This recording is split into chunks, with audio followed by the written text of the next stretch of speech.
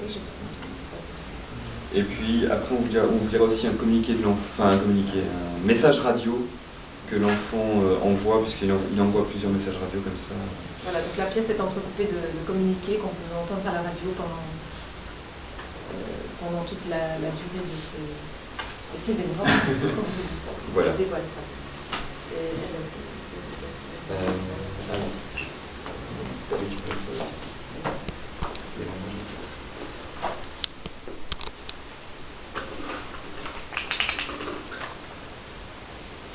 On fait de la recherche.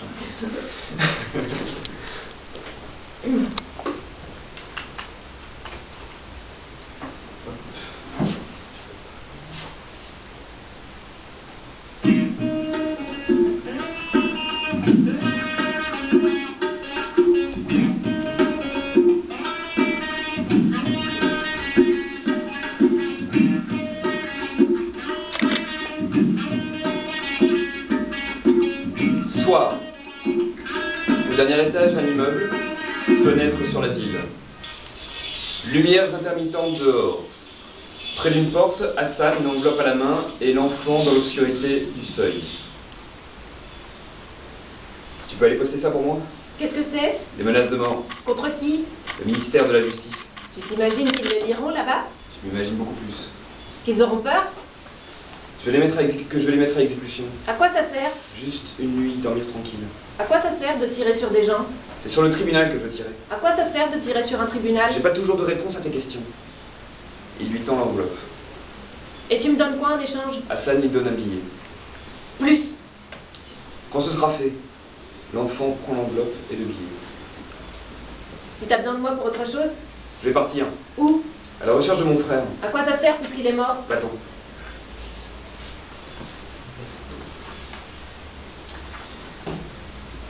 Marlène.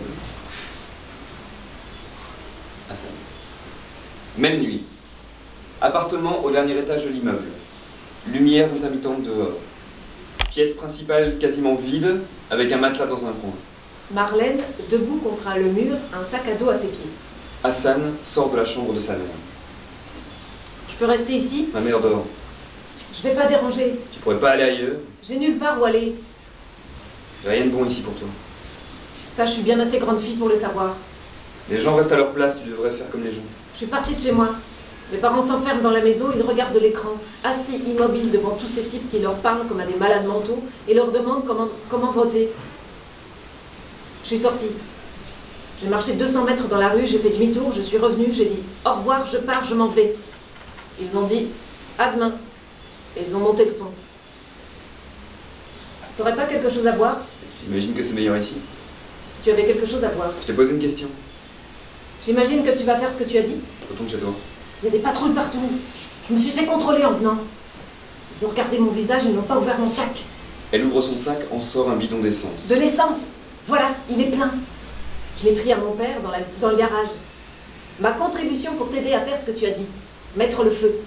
Et après, je voudrais aussi qu'on aille cramer la maison de mes parents. Tu as bu avant de venir? Aucun rapport. N'empêche, tu as bu. Pour me donner la force de te voir. Assieds-toi.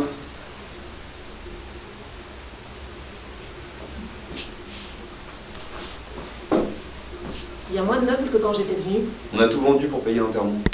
Désolée. Pourquoi est-ce que tu reviens ici, pour t'excuser? Tu n'es pas responsable de ce qui s'est passé. L'Agdar serait sorti ce soir-là, même si tu n'étais pas venu. Va-t'en, apprends à être heureuse avec les tiens quelque part. Il n'y a rien que dans cette ville. Il n'y a rien dans cette ville. Rien que je puisse aimer. Regarde-toi, tu es jeune, tu peux être sûr d'y trouver une place toute prête. Justement. C'est ce que j'ai toujours voulu, moi. C'est pour ça que je veux t'aider à mettre le feu. Faut pas que tu sois mêlé à cette histoire. Coup contre la porte.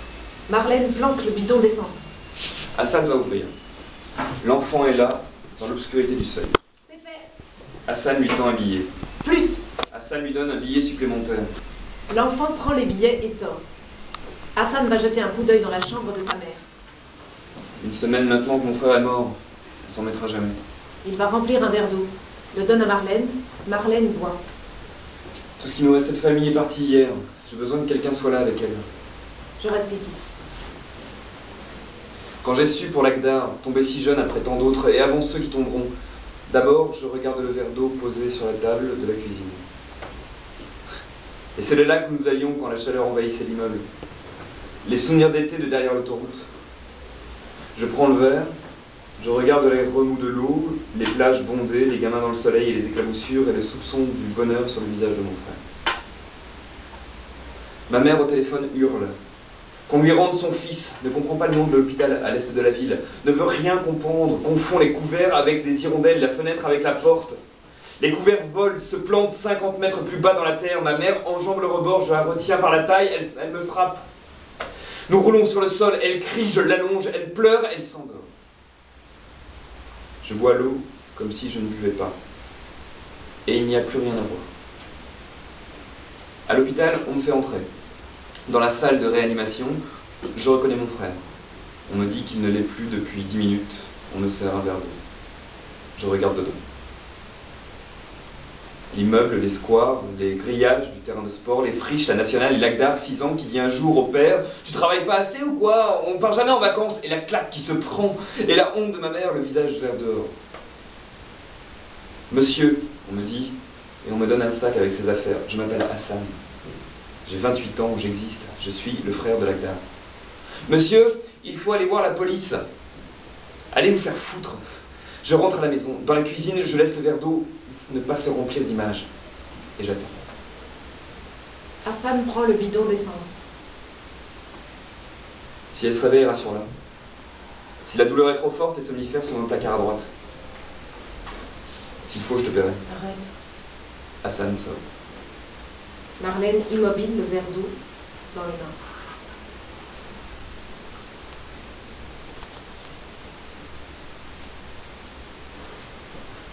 Chambre de l'hôtel miteux. L'eau coule toujours dans la salle de bain. Le vieil homme dans son fauteuil. Long moment. Il donne un coup contre le mur. Attend. Rien. Donne un nouveau coup. Attend. Sort de sa poche un petit carnet, le consulte, tape sur le mur en fonction de ce qu'il lit. Attend. Rien. Cherche la petite radio de la main. L'allume, grésillement. On entend la voix de l'enfant. Nous sommes les enfants. Nos parents n'ont plus rien à nous dire. Communiqué numéro 7 depuis la mort de Lagdar. Patrouille. Faisons le bilan de cette semaine écoulée. Nous avons crevé 40 de vos pneus, cassé 70 de vos pare-brises, mis du sucre dans 15 de vos réservoirs, écrit 92 cochonneries à votre intention sur les murs du périphérique. Hier matin, l'amoureux numéro 16 est parvenu à déposer 3 kilos de merde devant votre mairie et un de vos représentants domestiques a perdu 10 minutes à l'enlever de ses chaussures. Le caca sur les pieds vaut mieux que le caca dans la bouche, mais c'est une évidence qui semble vous échapper. C'est pourquoi nous avons empoisonné 30 de vos machines à café avec de l'urine fraîche.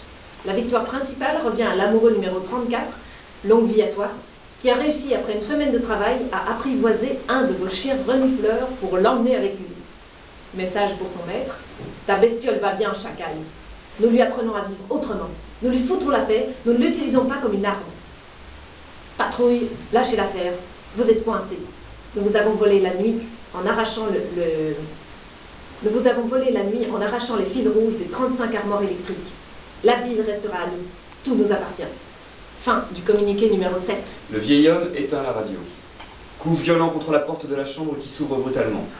Des lumières balayent l'espace et s'immobilisent sur le visage du vieil homme. Je suis mort là? Oui ou non? La porte se referme. Le vieil homme reste seul. De l'eau commence à couler dans la chambre.